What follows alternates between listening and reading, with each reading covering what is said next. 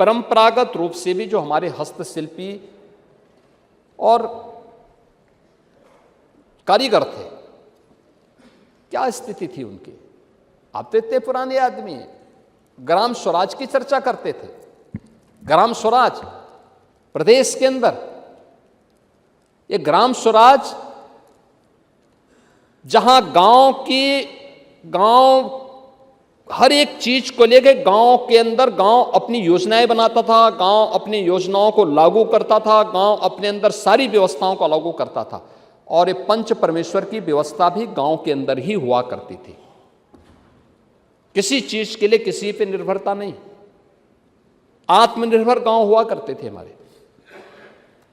गांव के अंदर नाव भी होता था, गांव के अंदर कारपेंटर भी होता था, गांव के अंदर राजमिस्त्री भी होता था, गांव के अंदर हर प्रकार का व्यक्ति होता था। एक दूसरे पर सबकी व्यवस्था निर्भर होती थी और वह व्यवस्था संचालित होती थी, एक सिस्टम के साथ आगे बढ़ती थी। आत्मनिर्भरता के लक्ष्य को लेकर के एक सौहार्द भी था, संपन्नता भी थी, लोग अपने अनुसार उसको आगे बढ़ाते थे। लेकिन परिणाम क्या है, 2000 यानी लगातार इसमें गिरावट आई और अंततः 2019 में हम लोगों ने विश्वकर्मा श्रम सम्मान की स्कीम लागू की थी।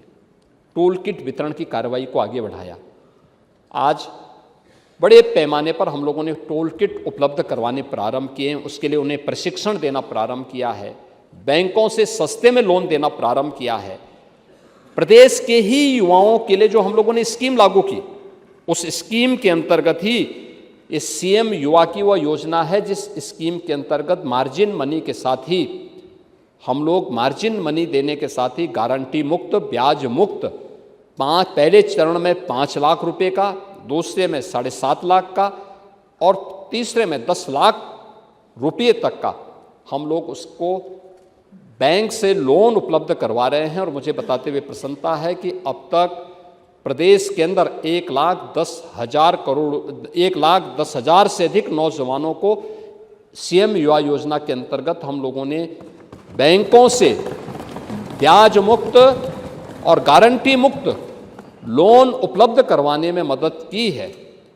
और मैं एमएसएमई मंत्री से कहूँगा कि एक बार वह आपकी बात आपने जिन नौजवानों को बताया है आप दीजिए, और मैं मानता हूँ हर जनप्रतिनिधि को रुचि लेनी चाहिए, उन नौजवानों का प्रशिक्षण हो और फिर उसके अनुसार वो बैंक से लोन लेंगे तो उसका सब कुछ तो सरकार को देना है। वो मूलधन वापस कर दें, जो भी उसमें मार्जिन मनी के बाद जो मूलधन बचता है उसको वापस कर देगा तो उसका बहुत अच्छा काम हो। लेकिन काम उसको क्या करना है, इसका प्रशिक्षण बहुत आवश्यक है और ये प्रशिक्षण विभाग करा रहा है।